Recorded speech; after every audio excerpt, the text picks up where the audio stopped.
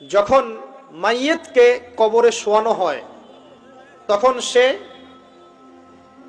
তাকে দাফন করে যাওয়া ব্যক্তিদের হাঁটার খসখস আওয়াজ শুনতে পায়।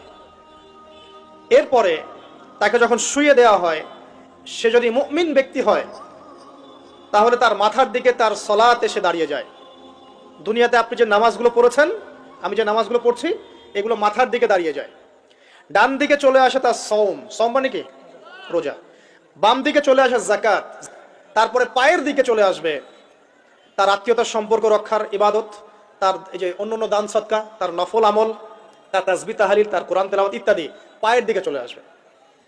এখানে একটা হাদিস এসেছে, সূরাতুল মুলক যে ব্যক্তি রাতের বেলা তেলাওয়াত করবে, কোন সূরা ভাই?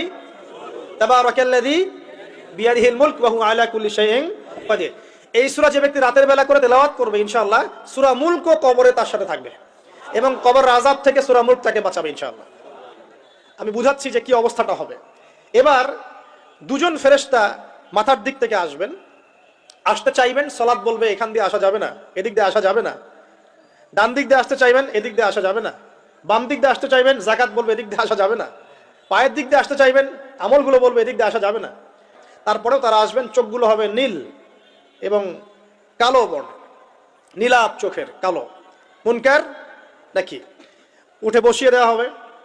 এবার তিনটা প্রশ্ন। প্রথমে প্রশ্ন হচ্ছে কি, মান রব্বুক, তোমার রবকে? তখন মুমিন বান্দা বুক ফুলিয়ে বলবে রব্বি আল্লাহ, আমার রবকে আল্লাহ। পৃথিবীতে যে ব্যক্তি আল্লাহর সাথে শিরিক করে নাই, আল্লাহর তাওহীদের উপর থেকেছে এবং তার উপরে মৃত্যুবরণ করেছে, ইনশাআল্লাহ সে ব্যক্তি এর উত্তর নির্দ্বিধায় দিতে পারবে ইনশাআল্লাহ। আর দুনিয়াতে যে বা যারাই আল্লাহর সাথে শিরিক করবে, আল্লাহর সাথে শিরকের পাপে লিপ্ত হবে, ওই অবস্থায় মারা যাবে, তাওহীদের উপর থাকবে না, কোশ্চিন কালেও মান রব্বুক উত্তর দিতে পারবে না। তারপরে প্রশ্ন হয়ে যাবে ভাই দিনুক, তোমার দিন কি ছিল? মুমিন বান্দা উত্তর দিবে কি, দিন ইয়াল ইসলাম, আমার দিন ছিল ইসলাম। এখানে শুনে রাখেন, পৃথিবীতে যারা ইসলামকে পরিপূর্ণ রূপে পালন করবে তারাই এই উত্তর দিতে পারবে ইনশাআল্লাহ। যারা ইসলামকে ঠাট্টা বিদ্রুপের হাসি তামাশার পাত্র বানিয়েছে, মন চাইলে কিছু করি, মন চাইলে কিছু করি না, সহজগুলো একটু আমল করি, বাকি কিছুর আমল ধারি না, হ্যাঁ, নামাজ পড়ি, সুদ ছাড়তে পারি না, ঠিক আছে, বছর বছর ওমরা করি, এদিকে ঘুষ দুর্নীতি ছাড়তে পারি না, ইসলামকে ঠাট্টা তামাশার পাত্র বানিয়েছে, এরা কোশ্চিন কালে উত্তর দিতে পারবে না মা দিনুক, দিনে পরিপূর্ণরূপে ইসলামে প্রবেশ করতে বলেছেন আল্লাহ রাব্বুল আলামিন। যারা পরিপূর্ণরূপে ইসলামে প্রবেশ করবে এবং ইসলামের প্রতিটা মৌলিক বিধান মেনে চলবে, ইনশাআল্লাহ তারা এর উত্তর দিতে পারবে। এরপরে আসবে তৃতীয় প্রশ্ন। নবী সাল্লাল্লাহু আলাইহি ওয়াসাল্লামকে দেখানো হবে, যখন দেখানো হবে তখন সূর্য যখন ডুবে যায়, যে দৃশ্যটা আমরা দেখতে পারি না, ওই দৃশ্যটা ভেসে উঠবে এবং মুমিন বান্দা অস্থির হয়ে যাবে, বলবে আমাকে ছেড়ে দাও, আমি নামাজ পড়বো। সুবহানাল্লাহ। তার কারণ তার কাছে মনে হবে যে আসরের ওয়াক্ত হয়ে গেছে, আসরের ওয়াক্ত হয়ে গেছে, আসরের ওয়াক্ত চলে যাচ্ছে, আমাকে নামাজ পড়তে হবে। চিন্তা করেছেন?